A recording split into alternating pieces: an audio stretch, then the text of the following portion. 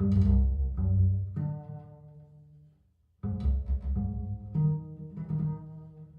my name is Carol May Whittick, and welcome to Her Conversations, Tools for the Awakening Woman.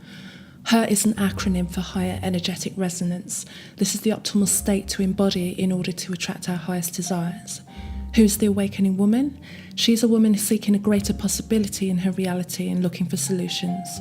She knows being awakened is not a lofty ideal, but a necessity. If she can transform herself, she can change the world. Her Conversations will introduce you to talented women who will speak to your spirituality, sensuality, soul. They share their stories and explain how they are in service to the world.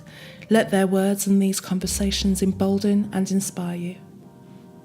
This week my guest is Dr. Vanetta Rather. She's a preacher, author of 2 books and founder of non-profit organisation My Sister, My Seed, which works to help women and girls who've experienced sex trafficking. Vanetta has a fresh and modern approach as a preacher, and during our conversation she talks about the misconceptions and challenges she needed to overcome as a younger unmarried preacher. She addresses the changes that need to be made within the church system so they recognise the value that women bring. This is a truly inspiring conversation that highlights the work that's been done within the church to empower the modern woman. And as always, before I start my conversation, I ask all of my guests, HER is an acronym for Higher Energetic Resonance. When do you feel at your most her? I feel that I am most her when I am doing what I'm called to do, which is empowering women and girls, and whether that's teaching or preaching, whether I'm writing, whether I'm counseling a woman or a girl, or just having conversation, mentoring. When I'm connecting with women, trying to empower them, connecting with young girls, trying to mentor and motivate and empower them, that's when I feel most her. And because I know that's when I feel most like I'm connected to the purpose for which I was created. Mm-hmm.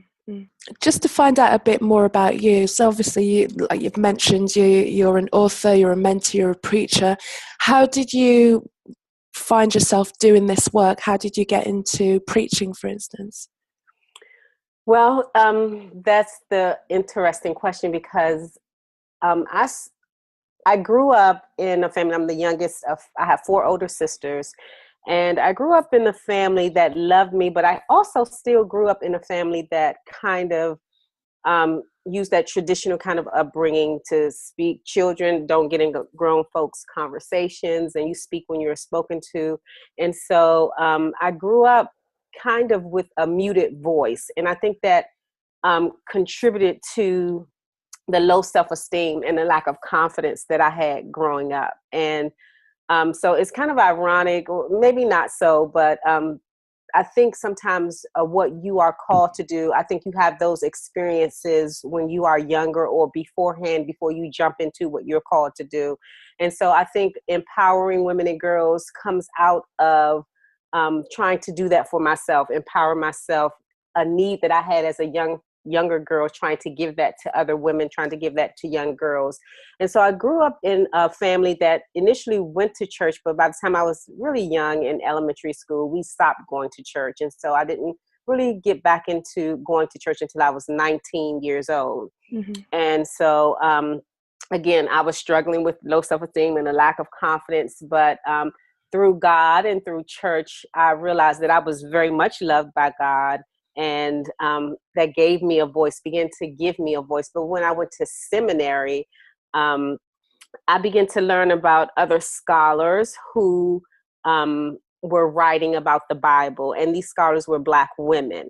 And these women kind of contributed to me building up my self-confidence, me seeing God through a new lens, a more empowering lens, a lens that taught me that me being my full self, that I was acceptable, that I was loved, and that it was okay for me to be exactly who I was. And that kind of built up my confidence and kind of led me to this journey that I'm on now, led me to find my purpose in what it was. And it was to, I think all of those years of me trying to build myself up led me to the purpose for which God is using me now, which is to build other women, to build other young girls. And when did you... What was the breaking point? Because like I said, there was a point where you felt that you didn't have a voice, but there would have been a pivotal moment or an incident that you would have kind of gone, okay, no more? What was it that kind of got you to actually start to speak up and push yourself through? Yeah, so I'm trying to think of one pivotal moment, and um, I can't really think of one. I just remember different instances where I was afraid to use my voice and how I would feel after an opportunity had passed me where I didn't use my voice, where I didn't speak up for myself, and how bad I felt that I didn't do that. And that would happen over and over and over again, that I would come home and have these conversations like, well, why didn't you say this? And why didn't you speak up for yourself? And the more I began to question myself and get to the root of what it was that I was experiencing in that moment that made me shut down my voice or feel like my voice didn't have value, the more I began to able to address that and talk against it. And so I did that a lot in seminary, when I was in seminary, and I did that a lot, after getting out of seminary and starting to work in churches. I worked in 3 different churches, and realizing that in order for me to empower the people who were coming to me with these kinds of faith issues and these issues of crisis in their lives, I had to be one who was courageous and confident, and so I think it's all of those experiences that that kind of came together that made me realize that I need to be more of an authentic person. I needed to be able to communicate for myself what my positions were, what my thoughts and ideas were, and know that they were valid, and give that kind of same power and freedom to other women and to other girls and other people that, I was coming in contact with in the position that I was in. So I would say that all of those different things kind of helped me to find my voice. It wasn't just one particular thing. It was a series of things that brought to my attention that, I wasn't confident, and I didn't trust myself, and I didn't trust my instinct, and I didn't follow my instinct. And I needed to change all of that so I could be happy with myself. Mm-hmm. And as a woman entering the church as well, what were your early experiences like? Kind of like doing research on you as well. Are you saying like people kind of expect a certain kind of woman who's going to be in the church as well, and you represent, like you're young, you're fashionable, you're all of these kind of things, not the kind of the matronly preacher. How do you kind of answer, or how did you overcome those early the early prejudices that people had, or the early expectations that maybe the person that they were waiting for was someone who's going to come back, 2 steps behind you?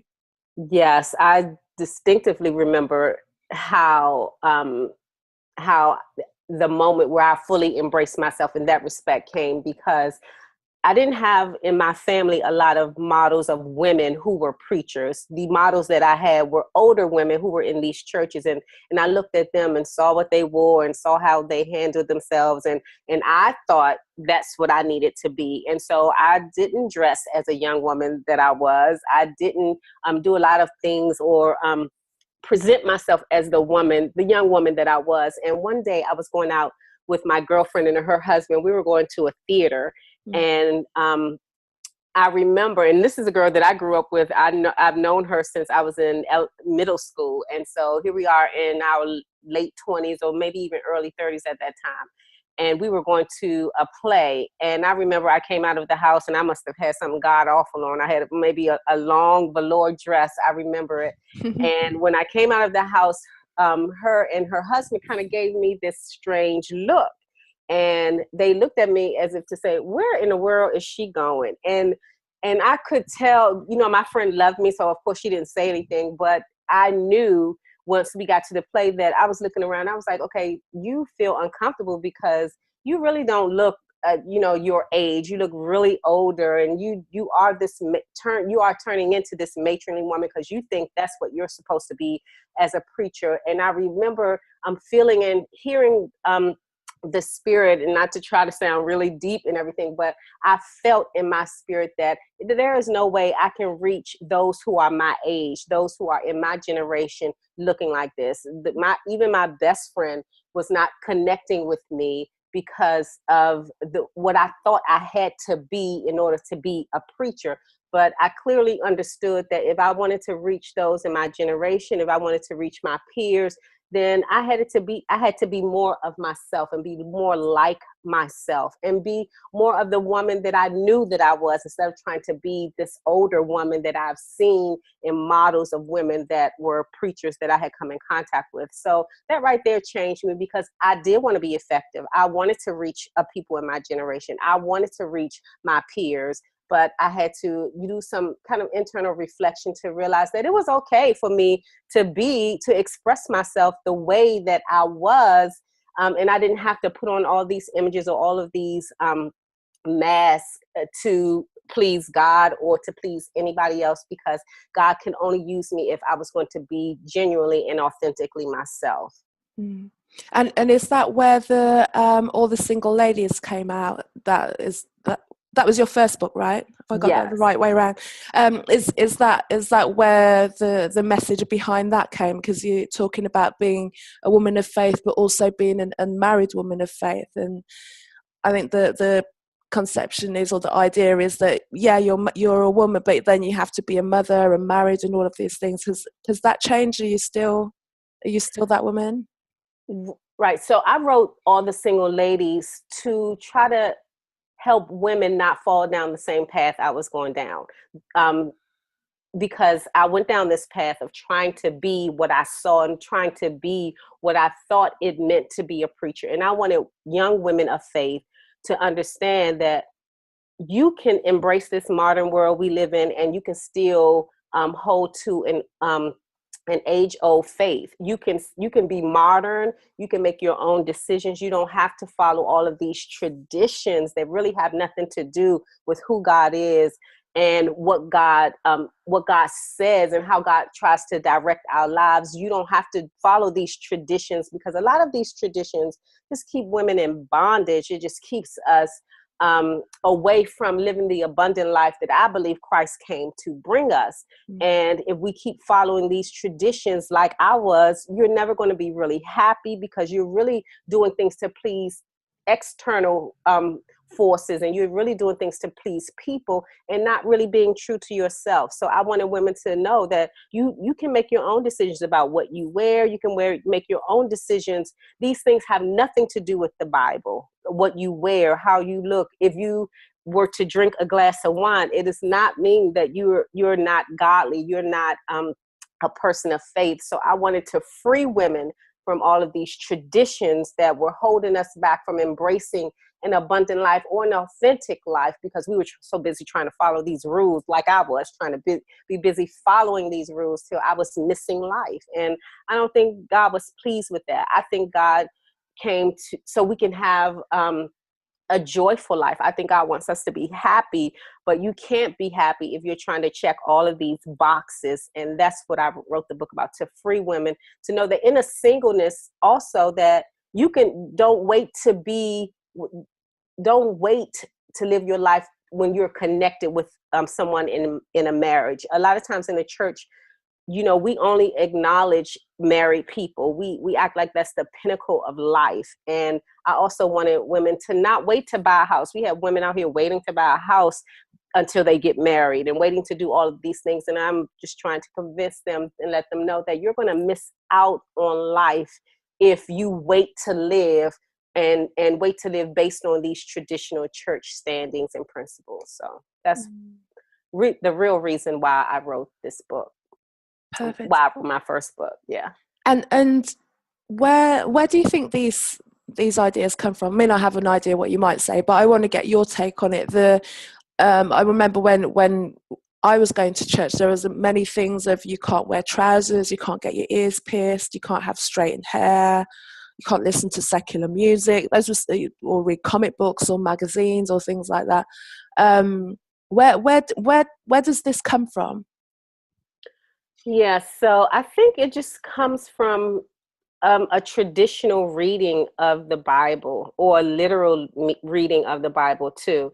And there are, I've never been, I wasn't a member of a church that had those very strict, that you couldn't wear pants and you couldn't wear earrings. My mother and her family did come from a traditional church that had held those views. But as I grew up, I kind of distanced myself from that church, and I was connected with a church that was more freeing in that way, in terms of what you wore outside. But in terms of traditions, and other ways that keep women bound and not able to be as free, those things are still pervasive throughout the spectrum of the church, from one end from the strictest to sometimes the most liberal, because we have women make up the majority of any church membership, but we're not reflected in the leadership. And it wasn't until really I went to seminary and began to read these Black women scholars that I began to see scripture through a more empowered lens. And so these traditions, I think, come from the fact that patriarchy is still relevant in the church. We have men running churches. We have women who make up like I said, the most of the membership, but that's not reflected in the leadership. And so when you have males, setting the rules, making the interpretation, telling you what the scriptures mean, and a lot of times that does not benefit women, or it oppresses women. And I think that's where it comes from. The fact that we don't have a lot of women in leadership in the church is how we get these archaic rules that we follow, that again have nothing to do with who God is and what God requires of us, but have more so to do with the patriarchy system that still continues to run our churches. And do you feel that, because I can, it's a very slow change, of course, but feel that there's the rumblings of the shifting of the patriarchal system, and women are starting to kind of find their power, and also, and be confident enough to kind of step forward and be bosses, be leaders, bring other sisters up as well. How is that manifesting itself in the church as you see it?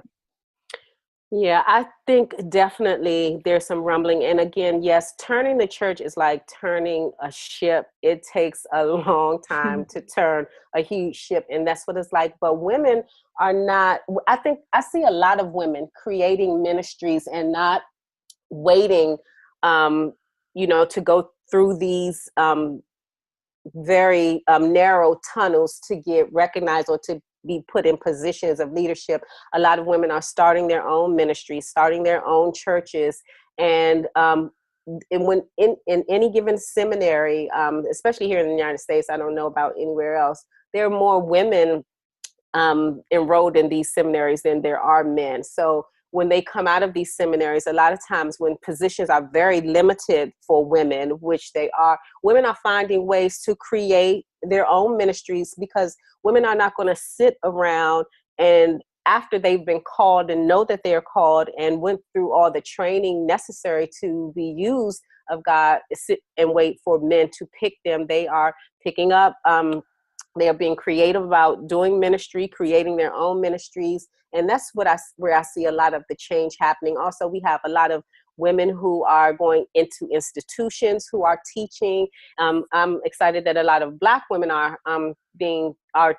becoming professors in these institutions that are also really beginning to teach and share from a different lens of scripture, which is going to have a larger effect on Christian leadership, because the more we have women teaching not a different message, but teaching a different interpretation of how scripture is read and understood, then we will have more diversity where we're in church leadership, and women will feel more empowered to really pursue their vocations, especially if it has to do with the church, because they'll feel more empowered to do so. Mm-hmm.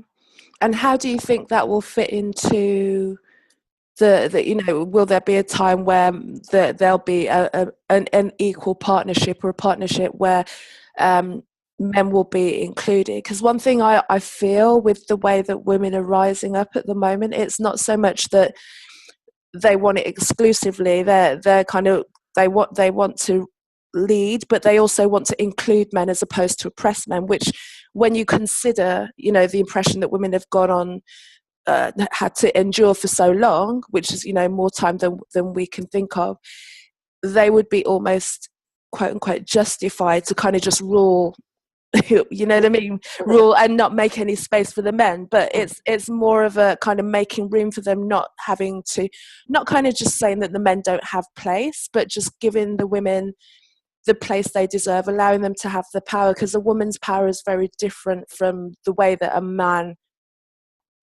exerts his power. I'm sure you're aware of this. Yeah, and I from the sense that I get from women that I know, especially in church leadership, they're not looking to rule. They're looking to make things right, make things balanced. And so I don't run into a lot of women that are just power hungry and just want to just, oppress men. I don't really see that happening. What I do see is that women, like in every field, women want equal playing field. Women want things to be right. Women want things to be balanced. And I think that's what the fight really is. And that's where the movement is headed, that we want to have a world where we have gender equality, even in the church. And I know that, it seems like that should be an automatic in the church, because the church should be leading these movements. But unfortunately, again, the church is this ship that takes a long time to change. But if it's going to change, it's going to happen because women are not sitting back and sitting on a pew waiting to be picked and chosen for, leadership positions. We're out here creating opportunities to be used of God. And one thing that's going to do is challenge the mainstream church, because mainstream church is thinning out. People aren't going to mainstream churches like they used to. And so, and the church, if it doesn't change and become more progressive and more inclusive, then it's just going to die. These institutions, not the church as as the body of Christ, but these certain specific institutions that refuse to change, that refuse to open, are going to end up dying off. And then these new churches that are more open and progressive are going to emerge. And they're going to be these places that I pray and I see now seeds of it, where these places of equality, where everybody is welcome and everybody is, affirmed and loved, and that's what the church should be. Have you felt that over the years there has been a diminished attendance in the church? Absolutely. Yeah. And there are a lot of reasons. Church used to be the only thing we had to do on Sundays. Nothing else was open. Stores weren't open. I mean, church was what you did. But then, now, churches are in competition on Sundays with all other kind of aspects of life. Sports are happening for not just adults, but for children. Brunch, it's just everything that is open on Sundays. Every store is open on Sundays. And so church is not the only thing that people can go to. People have options. And so with those options, especially when you have these churches where they're not really relevant, they are not speaking to cultural issues. They're not speaking to issues that affect the daily lives of people. They're just really speak in the spirit, kind of the by and by when we get to heaven. But so when churches don't address more systemic issues or issues that affect the everyday person that's sitting on their pew, people tend to not feel connected, and they are not coming. And so churches, again, in that area need to change, not just who they allow to be in leadership, but also the message, and making sure that they relate and they're doing transformative work that changes lives and the conditions in which people live. Churches have a lot of reflecting to do, because they are losing membership. Membership is totally on the decline, especially in our mainstream denominations. And unless churches reflect on why that is and look at the deep root reasons of why people are leaving and not connecting, it will continue to happen. We will continue to bleed people, and we have to ask, why is that the case, and look at the real reasons why that is and do something about it. And do you think that might be people have an idea of what they think church is and what religion is, and just feel that they're almost going to be preached to, and like you're saying, that it's all talking about the hereafter and not the facts that people are going through on a day-to-day basis, the dissatisfaction that they're feeling with their lives, the lack of connection they're feeling, the fact that, you know, they might be struggling, like emotionally, financially. How does church kind of bring people back to the fact that this can be an answer for them? It can give them some answers. It can give them some connection and community, which is missing from life in general. Yeah, and I think and most preachers believe the Bible is a living word. It's living, and so what is in the Bible, you can build a bridge from what's going on in the world today and connect it to scripture, so that people can really see their lives reflected and see hope and see good news, because that's what the Bible is about, is bringing good news. But it also is about speaking truth to power. It's about being a prophetic witness in the world to let people know what's right and what is pleasing to God and what's not. And a lot of that, especially in this climate in which we live right now in America, we have a lot of political unrest. We have a lot of racial issues. And there are a plethora of issues that church leadership can talk about that will make people feel connected and how it applies to our daily lives. And this is what is required for people to still connected and stay connected. Because if I'm going through all of this stuff in my life, in my personal life, and I come to church and you tell me to praise or to pray, and I leave out the same way, you know, I haven't, I'm just supposed to be excited about going to heaven, then I don't think you've done your job. And I'm not going to be looking to come back, because in this place, I can't find the hope that I need. I can't get the encouragement I need. I'm either going to stop coming because I'm not getting what I need from this place, or I'm going to find another place where they are speaking to my specific issue, my specific need. And so, the Bible is alive and it can do that, but churches and preachers and church leaders have to be intentional about reaching the lives of people and speaking to the conditions in which people live today. And that is what is required. It's not just about coming and singing people happy and coming and praying. Yeah, prayer is important, but we need to give people a message of hope. Mm-hmm. And this is a very hopeless and dark world we are living in right now. And that is what is required to keep people coming back, to keep people encouraged, and to do what we really called to do as leaders, is to bring hope, to shed light on what is not right, and to give people hope and encouragement, and tell us how we can make this world a better place, to bring the kingdom of God on earth as it is in heaven. And what are you feeling that your work is to do right now, in particular with the administration that you have in America, the things that are happening on the border, the way that people are feeling about that? How have you noticed that your ministry and your preaching and the words that, you know, what people are coming to you with and how they're feeling, how are you addressing that? How are you instilling hope of a future that it can change and it will change into your congregation?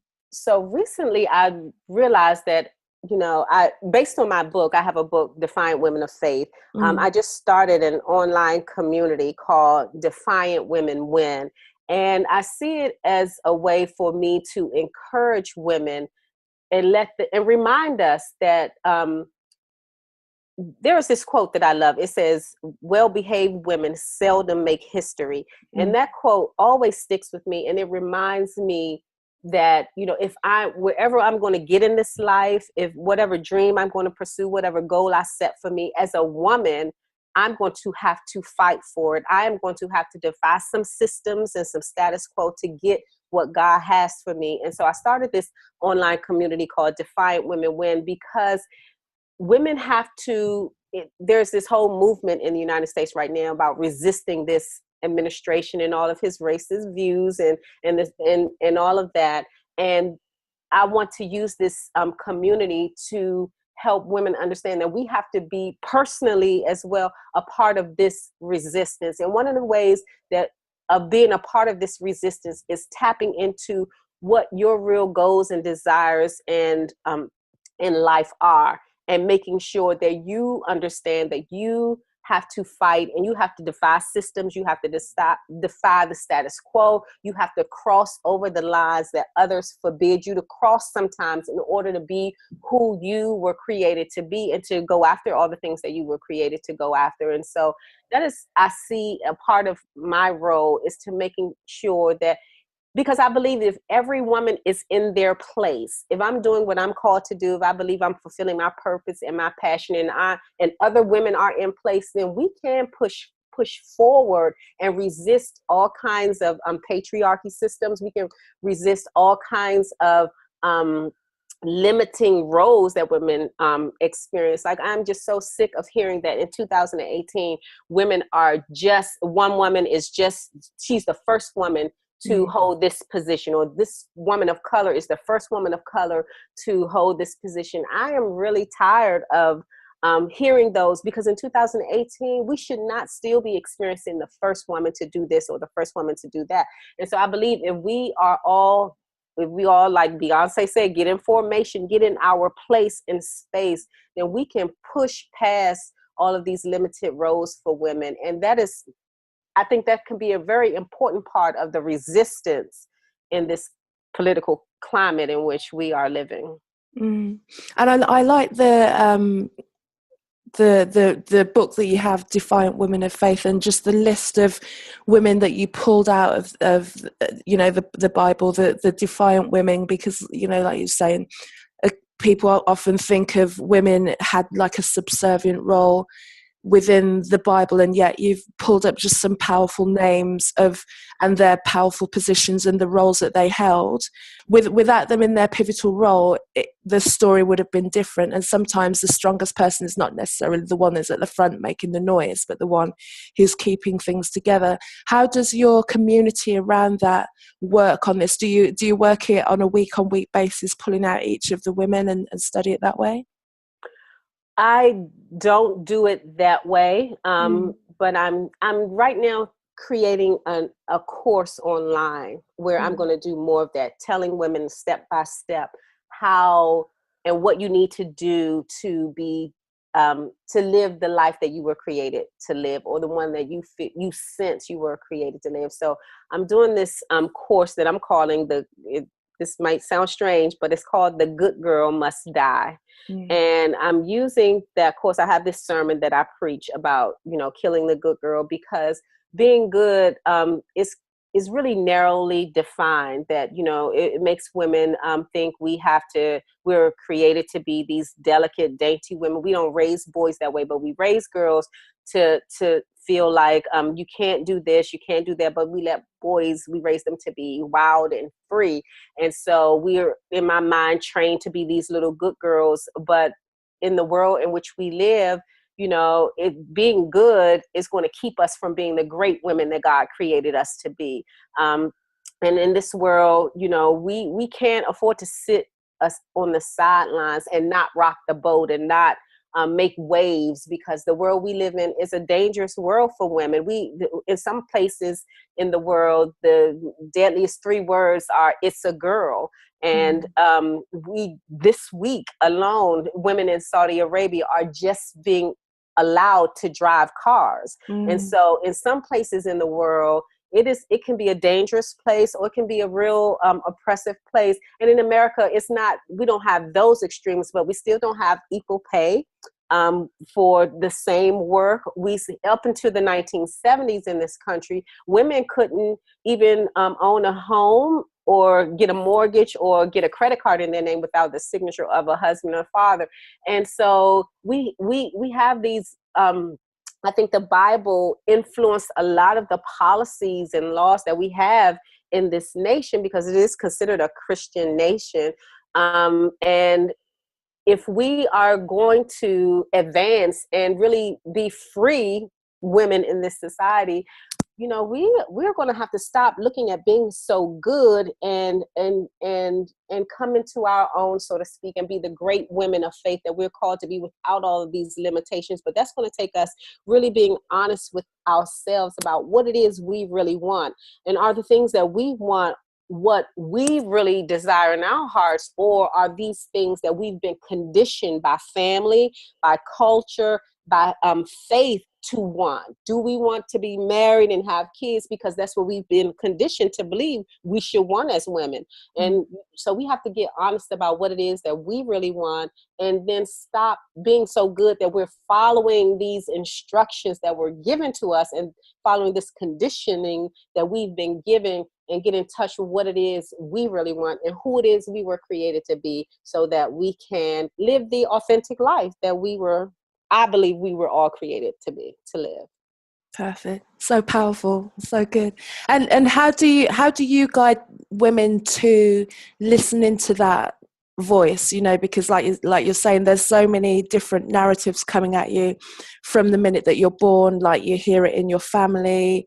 If you're a girl, you're going to hear it from all the females. You're going to hear it from the males will treat you differently. You're going to hear it from society, your workplace, your school, that this is what a girl's supposed to be. And media in particular will signpost things that you should be doing at X point in your life. And if you don't hit those points, then you're failing as a woman, which causes a lot of kind of unrest in someone, especially if they've got an idea, or there's something just doesn't ring true or doesn't feel right to them.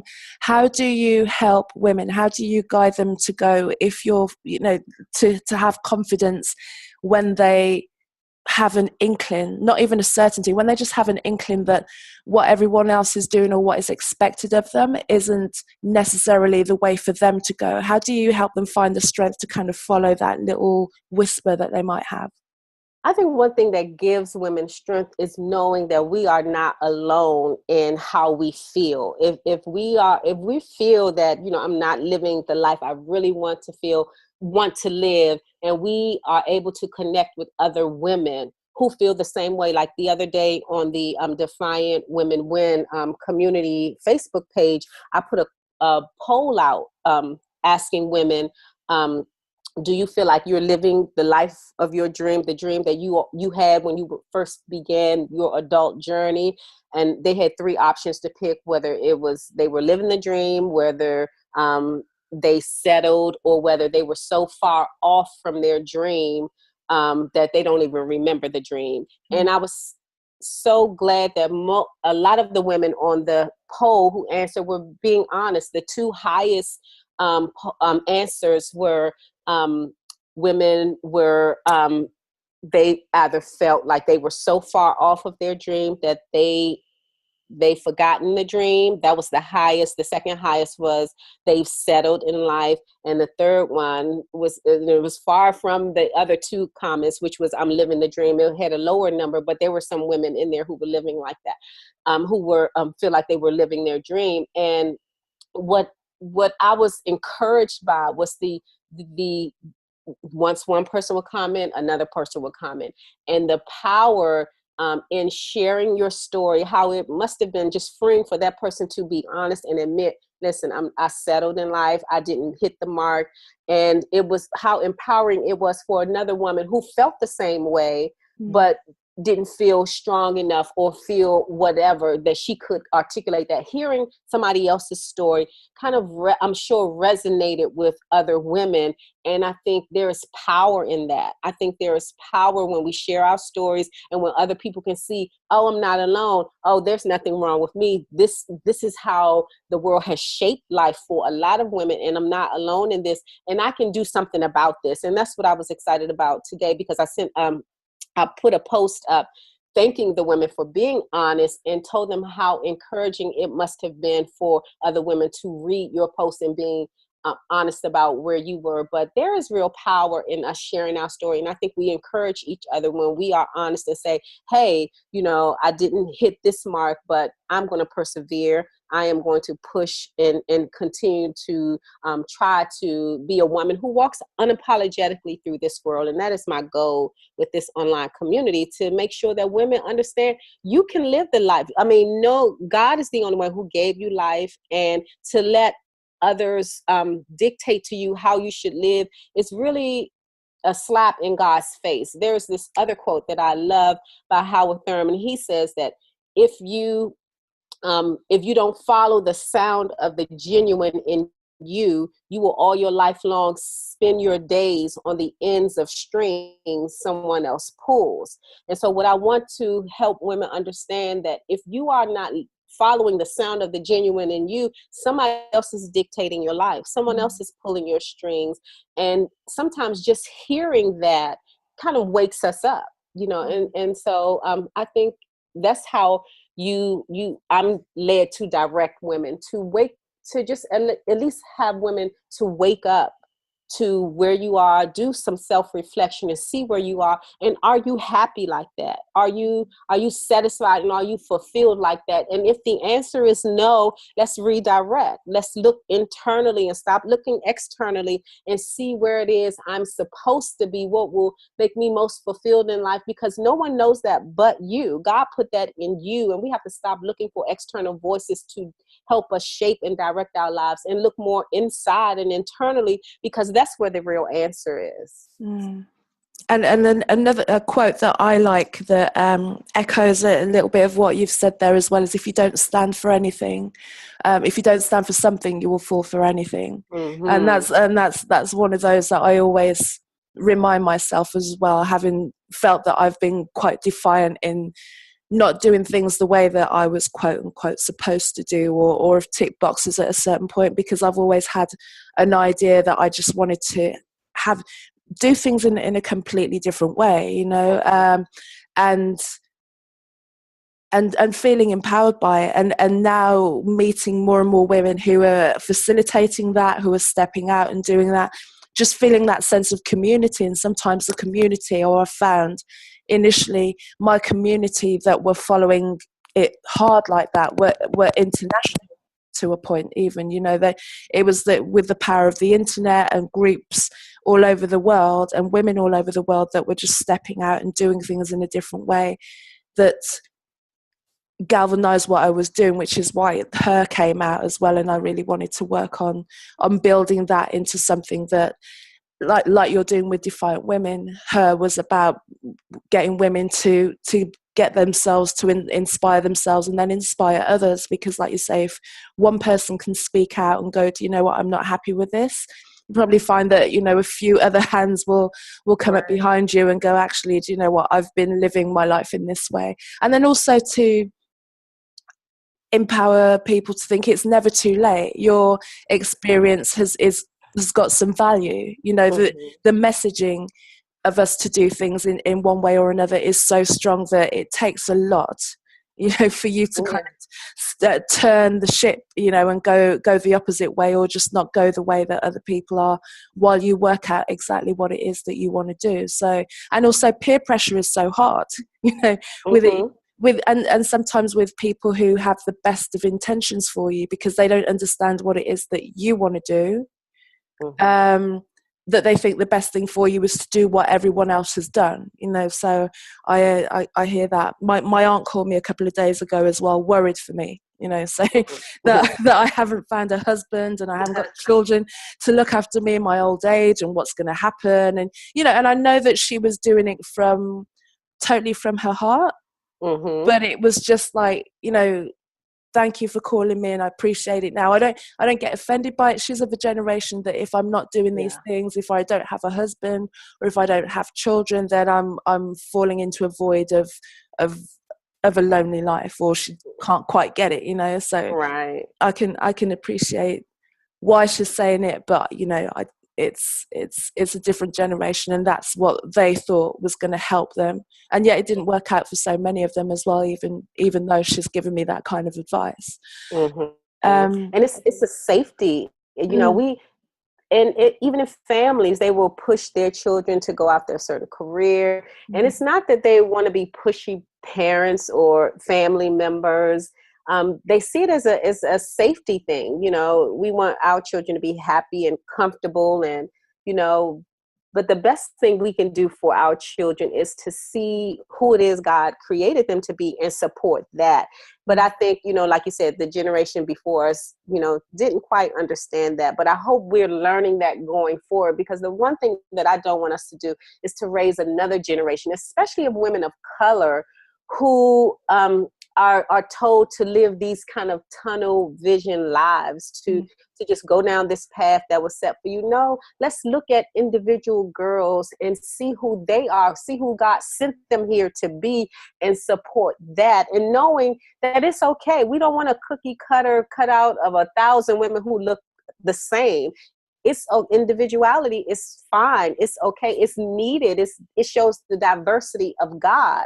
It shows that, you know, all of us, I don't know where I heard this from. I don't know if I read it in a book or if someone shared this with me, but all of us are here to reflect some of the character of God, a different character of God. And you have to figure out, and all of it is good. So if I'm reflecting, you know, one piece of God, if I'm showing love, if I'm doing something that reflects the character of God, then that's a great thing. But if I stamp out this person's reflection of God, that's not going to be shown in the world, and God sent it here to be shown in the world. So we are preventing God's character from being reflected in the world when we, you know, make cookie cutter people, and we don't allow people to fully embrace who they were sent here to be. And there's so many billions of facets. Why wouldn't you want to see that, you know? Right. And because we're afraid of difference. We're afraid of change. I don't know how we got to be a culture, a world like that, where there's so much diversity, but we fear it. I don't know where it came from, but we, instead of looking at it all and saying, oh, this is beautiful, this is the beauty of the world, that is, we're like, nope, that's, you know, too different, and we got to shut some of this diversity down. I don't know why we do that, but we do. But that's what we have to resist, especially women. We have to resist that. And it takes so much energy to not be yourself. It's like it's so freeing when you're just like, this is who I am, this is who I'm. It's just so ease filled. The hard part is wondering what other people are going to say. That's what makes it difficult. Right. And what you have to wear a mask, it takes a lot of energy. I agree, because who do you have to be in any different setting? Like if you're in the front of this group, then you're going to have to shape and shift for this group. And if you get in front of another group, does that mean you got to shape and shift for another group? If you are yourself and okay with that, then you can show up naked, and I don't mean physically naked, but you can show up as your total self, unafraid, and say, this is me, take it or leave it. I'm enough, and I'm not going to change and shift for you. I'm not going to change and shift for this group. I'm okay. But we have to get individuals to that point, because what I know for sure is I became attracted to wanting to be my authentic self, watching women who were comfortable in their own skin. And when I knew that I was struggling with low self-esteem, and I would see women who were confident and comfortable in their own skin, I was like, yeah, I want to be like that. I want to be okay with me. And that is the thing that motivates. And you're right. It's so much freer. It's so much freer to walk into a room and not have to perform for people, or not to have to, you know, shift in some kind of way to be accepted, to know that I'm okay. And if they accept me, that's great. But if they don't, that's great too, because I'm good, you know? And so I think if we have more people who are comfortable and confident in their own skin, it can have a ripple effect. And I think that's what the body of Christ is about. That's why I think the Bible refers to us as a body, because we're supposed to work together to function well. You know, and if I'm over here as the thumb and I'm out of whack and I'm not functioning well, I can't really pick up like I'm supposed to pick up stuff. But if everybody is allowed to do their part, then the body functions properly. And I think if more of us just get in a place where we're comfortable in being who we are, then we're good, and we're going to influence somebody else. Like I was influenced, because that's so attractive. I mean, I think that's so attractive, you know, to when I witness people who are just comfortable and confident, and they're walking through this world just as themselves, and they're not wearing masks or bending over trying to impress people. That to me is the kind of life I want to live, and I'm striving for that still. But thank God, I'm further along than I was before, and I'm going to keep pressing. Perfect. And it's like, well, you've got to think the people that we admire and we celebrate in the world are always the ones that step out and be different. Like you called on Beyonce. Like if Beyonce wasn't Beyonce, then, you know, we wouldn't, you know, if she just kind of went down the regular R&B cookie cutter singer one, we wouldn't have any of the work that she's stepped out and produced from us. We wouldn't have had Coachella, we wouldn't have the new album, we just wouldn't have all of those things to celebrate her and all the amazing women who've just kind of made their own field. Janelle Monáe as well is another one who's, Yes. Erica Badu is another one who I just like. Erica Badu, I just love the way that she's evolved into this kind of like wise wisdom of, you know, you just know she's going to be alive for another 50 years. She's going to get more and more ripe and more amazing. She's another one. And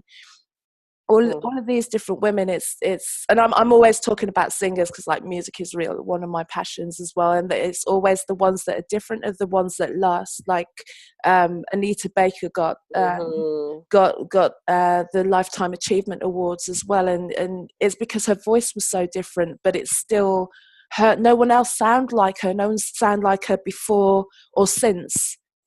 And yet she just found her lane and just ran with her lane. So it's always, if we kind of look at the people that are celebrated and drive us and inspire us, they're always the ones that are different. It's not the ones that, like you say, kind of just come off the cookie cutter. And I like the fact that you use the word evolve. You know, I love that because we have to give room, we have to give people permission to do that, you know, and give people room to grow. You know, who somebody was like, I remember Janelle Monáe, and I really love her. I really love this new album that she has out now. And especially this new song that she just has out that she sang last night on the award show. But she started out just wearing all black and white. Remember, she came out, everything was black and white. She just wore the same thing. But now you see she's evolved and she has added color and she's doing, and we, you know, what if we just held her to how she was when she first came out, that's the only thing you can be, you need to stay right here in this box and that's how we're going to accept you. But no, give especially women, let's give each other permission to grow and evolve and become who we are meant to be, because we don't arrive here like that. We evolve and we become. And I think we have to be a little more gentle with each other and compassionate with each other, especially women, because this world creates this mentality of scarcity when it comes to women. Like there's just one seat at the table for a woman in leadership. There's just one. And so it pits us against each other to fight for that one seat.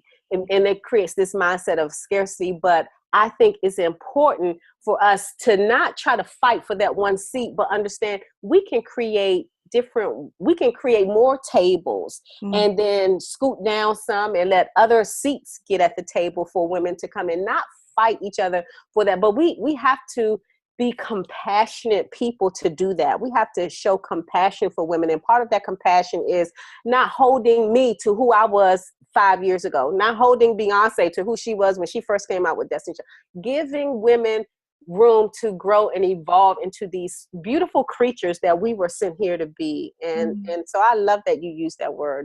It's very important.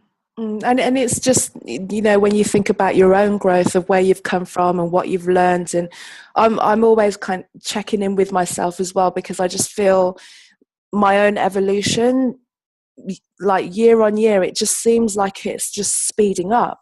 You know, month on month, it's like if I think of the person that I was in January, you know, and the things that have happened in my life between them that have made me have to make real big changes in where I am, where I live, who I speak to, where I'm going to work, how I'm going. It's a bigger step than I even thought I would have been able to take. But sometimes you just kind of ride with it and enjoy the journey. It's the holding on and, like you say, the fear of wanting to kind of just keep things the same all the time because of its being unknown. I think we've got to also embrace that what is coming for us is better, but we don't know it, because sometimes you don't even imagine how great it can be. You've just got to kind of open and be free to kind of expressing yourself in a way that you can't even imagine exists yet, because we're moving into the world. We don't even know how the world's going to evolve with technology and all of these things. One of the things I'm really excited about, just in general, from all sides. I also want to talk to you about your project as well, My Sister, My Seed, because I just feel that it is such an important work that you're doing. How did you come to create My Sister, My Seed? Yeah, so I was a youth pastor at the time. I started My Sister, My Seed in 2013. So we're 5 years old this year. And at the time, I didn't really, in 2013, 2012, I began to hear about sex trafficking. I didn't really hear about it before. Well, I would see those TV shows that like Dateline would show How to Catch a Predator. And I remember seeing these shows where all of these adult men were showing up to have sex with these young girls and they were getting caught. But that led to, I guess, me investigating and looking into what sex trafficking is. And the more I began to learn about it and discovered that sex trafficking is something that happens in America. Initially, a lot of people, and myself included, thought it was something that was happening to girls overseas in Thailand and all these places. And I didn't realize it was happening in America to the extent that it was happening. And so sex trafficking in America alone is a $9 billion industry. And we know that girls between 12 and 14 are most at risk, but all teenage girls, regardless of their socioeconomic background, are at risk of becoming becoming trafficked, because these traffickers look for girls who are, who have low self-esteem, who are easily manipulated. And what teenage girl isn't, especially when you're dealing with a grown man, and and that's what traffickers do. They use manipulation on these young girls. And so when I realized that it was, really destroying the lives of very young girls, I just said, okay, well, I have to do something. And so initially I just started volunteering at different organizations in the area that I live in, that, that were fighting sex trafficking. It's a group called, a nonprofit called Courtney's House here, and another one called Fair Girls. And so I would volunteer at these organizations, and, I just said, I can do more. I can do some of this education myself. So I started this nonprofit to educate girls and communities about sex trafficking. So I do that in schools and in churches and wherever I can do that. I also wanted to help girls who have already experienced this horrific crime. So we do restorative programs with girls who have already been trafficked. And what we try to do is, take them out for what we call Survivor's Day Out. And we take them to get manicures, take them out to dinner, take them to painting classes, just anything we can do to try to rebuild their self-esteem and their hope and their love for self. Because as you can imagine, the stripping away of your self-worth that happens when you are forced to sleep with 10 and 20 men a day, and all the manipulation these traffickers do on these girls. So whatever I could do, and my nonprofit is very small, but whatever I could do to empower a girl, just to have a conversation over a meal, to let her know she's beautiful, that, she is not the experiences that have happened to her. I wanted to do that. So in doing this work, we do a lot of education. We do a lot of day parties. We just had one in May for girls called Trust Your Sparkle. And what we did with that was have a DJ and a party and food. And we had the place really decorated very nice, hired decorators so girls could really, walk through the door. I wanted them to be like, wow, because I wanted them to know that, this investment in you is worth it. Like, you are valuable. And so we had conversations about, trusting your confidence, because traffickers look for girls who have low self-esteem. Matter of fact, one trafficker said that he goes to the mall, and this is a training that I went to many years ago. He goes to the mall, and he'll look at a girl and he'll look her in her eye and say, "You're beautiful." And if she looks directly back at him and said, "Thank you," he wouldn't bother with her. But if he found a girl and said, "You're beautiful," and she looked away like she'd never heard that before, he would target her, because he knew that there was some void he could feel. And so the goal with this day party, Trust Your Sparkle, was to build confidence in girls and to let them know that they are worthy and that they should trust themselves and they should follow the internal voice that is within them. And in doing that work with girls, what I discovered is there are a lot of grown women who lack confidence, who had low self-esteem. I knew that I was one of them. And so we also want to do the same kind of empowerment for women as well. We do that. We have an unstoppable Women You Are Unstoppable day party that we have for women, to let women know that, you too, it's not too late for you. You can still push your dreams. If it's too late for that particular dream, if you were dreaming of becoming a dancer and your body does not allow you to do that, you can create a new dream for yourself. You can still do something new. So it kind of flourished and into what I believe God wanted it to be, an organization that does empowerment for girls and empowerment for women, and that also fights sex trafficking. And so the three things I try to do with the organization is to empower, to educate, and to advocate for girls. And we will do advocacy work on any issue that, to be a voice for women and girls in this world. So that's kind of how it evolved and came about. That's amazing. It's just, I'm just listening to you. I'm just like, it's so inspiring to hear what you're doing. And how do you find how do people kind of alert you to girls who have gone through the trafficking? Does anyone kind of direct you to a girl that might be in a situation, or they find you, or how does that work? How does that part work? Some people will contact me and say, hey, can you talk to this? Or I suspect trafficking is happening in this area. A lot of times I go looking for them because I know girls in foster care are most at risk. I know girls in underserved communities are at risk. And then I reach out to shelters that house girls who have been trafficked. So I would do trainings in underserved areas and target. I have friends who work at Boys and Girls Clubs, friends who are pastors of churches or youth pastors of churches and communities that need this message. And then I try to contact churches, but I do get a little pushback. I've not been in as many churches as I would like to be to talk about sex trafficking. And so it depends. I get girls and get opportunities to do this educational work in different ways. So sometimes I go look for them, and sometimes they find me. And a lot of times I just go to where I know the girls who are at risk are. I'm just reading a quote that you have on the website as well. It says, girls with dreams grow to be women with visions.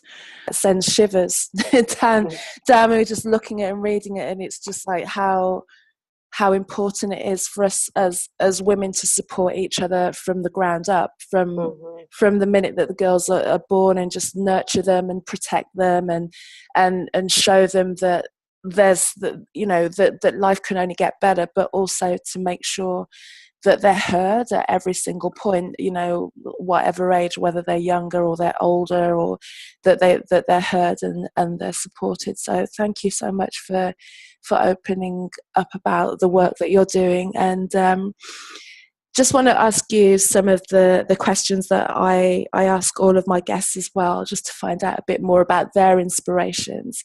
And the first one is, I just wanted to find out, what is the best piece of advice a woman has ever given to you?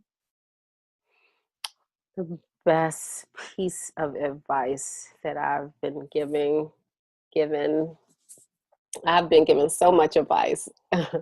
and I'm so grateful for all the advice that I guess the best advice came from my mother in ministry. I was fortunate to have a woman, when I was in seminary. I went to do an internship at a church that was not the church that I was a member of. And I ended up staying with this church, and they became like family to me. And she would, and I was very sensitive, I still am, I cry at the drop of a hat, So she would always tell me that, I was okay. And to embrace myself, embrace my tears, embrace my sensitivity. And, I think that was very helpful to me because, again, I was becoming this confident woman. I wasn't her, but I was becoming her. And it was helpful to hear that every part of myself was okay, that I could embrace, you know, there was nothing wrong with being a woman who cries, you know, is nothing wrong with showing emotion. That's not a sign of weakness. It's not. So I think my mother in ministry, Dr. Christine Wiley, gave me the best advice to really embrace my full self. It's still the advice I still remind myself every day to, you're okay. Embrace your full self. Mm. Yeah. And as someone who's, you know, been also accused of being overly sensitive, the world needs people to feel. The world needs a barometer of what's going on, what's not right with the world. You know, if everyone just kind of shuts their emotions down and just goes around not feeling, then how are we going to know? You know, that we need those people, those highly sensitive people, as barometers, just to kind of measure where things are. I was just to kind of a quick aside about this, but I was listening to a podcast, and it was an experiment really on monkeys, where they removed the depressed monkeys out of a community of monkeys, because they felt that having the depressed monkeys there was just kind of bringing all of them down. And then when they went back later to see whether, without the depressed monkeys, how the community had got on, the rest of the community was dead, because the depressed monkeys were almost like the canaries that you throw down into the mine. You know, they feel on a level that the first inklings of when something's not right, and we need those highly sensitive people, and to an extent we need the depressed people around us, because they are going to give us an idea of where things are not right. The people who are kind of locked down and not feeling are not going to notice until, you know, the wave hits us and it's too late. So we need highly sensitive people. We wouldn't have art if we didn't have sensitivity. It's an essential in the world. Yeah. And my next question is, what woman do you think represents her higher energetic resonance? You know, I would have to say Mama Oprah. I, you know, I think I've watched every interview. I'm probably sure I haven't, but I feel like I have, every interview Oprah has done. And you know, I just love how she is this powerful woman, but she is still in touch with this little girl who grew up in Mississippi. Just last week or week before last, I saw an interview where she talked about whenever she leaves her house, she has this picture, this huge picture on her wall, where it's a picture of a slave woman, an enslaved woman, not a slave woman, but an enslaved woman, being sold, I believe, if I remember the story correctly. And she said she has to see that picture every time she walks out of her house. And so, and what it does for her to remind her of the ancestors and the responsibility that she has in this world to give back and to do all the great work that she does. And I just think, if a woman in Oprah's position with billions of dollars at her disposal, that she is still connected in that deep kind of way, that she cares about the least of these, or those who are suffering, or she wants to empower people to be their full selves. And she has really, she's just totally giving, because, and I imagine, I can't say she doesn't get anything back, because I get that she gets a sense of fulfillment out of that work, and you can put a price tag on what she probably gets from helping all the people she helps and doing all of that great work that she does. But you know, it's a selfless kind of giving, because she's giving and empowering people, and it's from a selfless place, because she doesn't have to do it.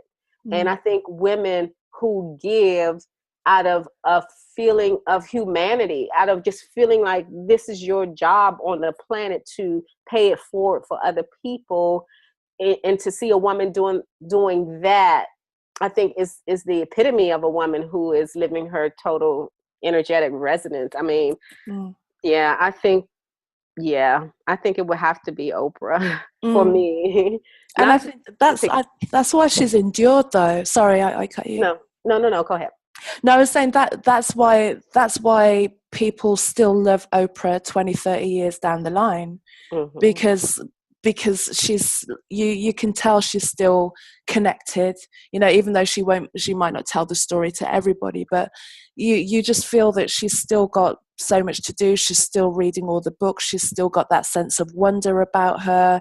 She's got that deep friendship that she has with Gail. It's like she Hmm. has all these real things. She for the and I believe the reason why Oprah is so rich is because she gives so much. Hmm. She probably couldn't get rid of it if she tried, because Hmm.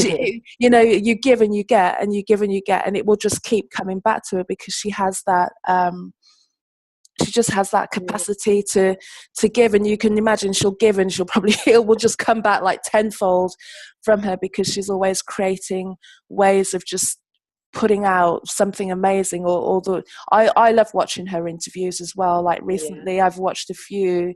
I've got one saved, actually, that she's done with Maria Shriver. I've not watched that yet, but also there was a recent one she did with Will I Am. Oh, Have you I seen haven't that? seen that. That No. one's a really good one as well. Well, the couple, like there was one she did with RuPaul that was really interesting, because I learned a lot about him as well. Hmm. Um, but the one that she did with Will I Am, and him talking about technology and the future, which is another passion of mine as well, that was a really inspiring Have you seen the interview. one she did with India Ari? She's done several. They are. I don't know if it's the most recent one. It's not recent. I want to say it's a few years ago, but they are so powerful. Every now and then again, I watch them again. I Yeah. know she did her Super Soul Sunday workshop or something where she had her guitar and she played, but she also did two Super Soul Sundays on the couch. So if these life changing interview, I mean, India Ari is a person who's in touch with her real authentic self, For and sure. she speaks truth. And so these are interviews that are powerful. One thing that I love about Oprah, on top of all the giving that she does, is she's doing it on her own terms. Mm. She has not been married, and she has no plans to be married. She doesn't have children, and she's not planning to have any, but Mm. she mothers in other ways, and she still gets that fulfillment. She has all these girls in South Africa, probably all Yeah. across the world, where she's at their graduations. And so she's showing us this is a perfect example of a woman who didn't fall prey to her conditionings and Mm. said, no, I'm going to live life on my own terms, and I can do that. And so I hope women see that side of her too, that she is this woman who didn't feel like she had to dance to the beat of another drum. She listened to herself and did what makes her happy, you know? Mm. And even though she's not had any children of her own, there are so many people that I know that feel that Oprah is their mom. It's just all Mm-hmm. over there, like, yeah, she raised me from start to finish. It's like, what an amazing life that she's had, and just also the mentors that she's managed to have surrounding her, real powerful men and women like Maya Angelou and Quincy Mm-hmm. Jones, and just strong people that I resonate with anyway. And then she just kind of found them at that time where they were there kind of nurturing her, and she's just got such a broad spectrum of output. She does, and then she acts, and then she does the music, and she has the magazine and the Yeah. television, all of those kind of things. So Right, there's no limit. That's yeah. another thing she says to us. There's no limit. You can do as much as you feel in your heart you can do. Mm. People will tell you can only do one thing and do one thing well, but that's not necessarily true. Oprah is showing us that no, that's not necessary. So you can do a million things and do them well if they're connected to your passion. And I believe that. I mean, Mm. yes, I feel the same way about Oprah. That's why I call her Mama Oprah. I guess I feel that mothering thing too. She's mothered us all. She's mothered us all. She has. And what's your favorite self-care ritual or practice? How do you look after you?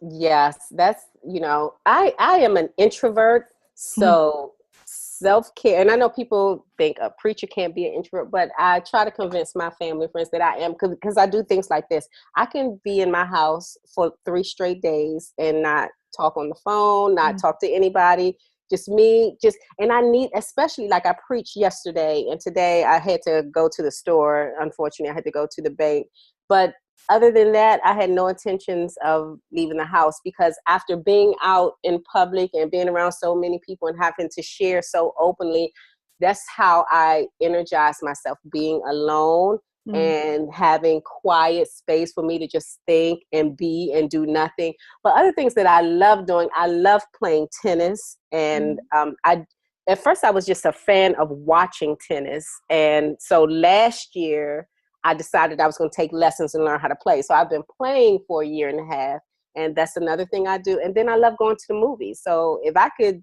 have some quiet time, if I can play some tennis or watch some tennis, the Wimbledon is starting on next week. So I'm excited about that. And then if I can go to the movies and, watch, a good movie, then, that's me taking care of myself, because I feel like, I do the kind of work that takes a lot of internal attention and giving, deep giving. And so I can't do that if I don't give to myself. And so that's, and being with my family, when I'm not having my quiet time, it's good too. So those are the things that I do to make sure that I'm healthy and whole. Perfect. I hear you. As a fellow introvert, I totally understand the need to just shut the door and not have a conversation for a long time. People usually find it strange that, like, say, people that would have a very public persona would then be introverted. But introvert, I think it's been misunderstood and has a somewhat negative connotation. And introversion is about, you need to recharge, like, in the quiet. You need to plug in on complete silence. I could spend way too much time on my own, but the world is there, so I have to engage in it every now and again. Perfect. So what's happening with you now? What's next for you in your work? Well, I think I did an outline for my next book. I think I want to flesh out some more of the good girl must die. I think that's a message that we definitely need in the world. So I'm going to do that. And I'm working on this course that I'm going to start to teach online, Defiant Women Win. And so I'm just focused on giving the message of empowering women and girls to be their authentic self in every way I can is my goal. That's been my goal from 2018, and here it is, middle of the year, and I feel like I'm figuring out how to do that now. So I started this online community, and that's been a blessing to me, because I feel like women have been looking for it or waiting to plug in somewhere. It's at least the women that I've attracted on this online platform. So I think that's what I'm up to next. We shall see, unless God puts something else on my plate. But yeah, that's pretty much what I'm up to. Great. And can you just let everybody know where they can contact you and connect with you online? Sure, you can reach me. I have 2 websites. My personal website is drvanettarather.com. And do I need to spell it? Should I spell it for everybody? Just DrVanettarather, one word, drvanettarather.com. And there you can send me an email, reach out to me, read some of the blogs that I've written. You can get the books that I've written there as well. And then my nonprofit website is mysistermyseed.org. And you can also reach out, see the events that we have coming up. You can read all about sex trafficking in the United States. We just clearly talk about domestic sex trafficking in the United States. That is my focus. Not to say that any other kind of trafficking isn't important, but that's kind of where I'm educated to help in this fight against overall human trafficking. I focus on domestic minor sex trafficking in the United States. And so to find out more about me and that organization, you can go to those 2 websites. That's perfect. Thank you. And I just want to say thank you so much for answering my contact with you and coming on to Her Conversations. It's been a real inspiring conversation with you today. I've really appreciated that you've taken time out of your day to be part of Her Conversations. Thank you, Vanetta.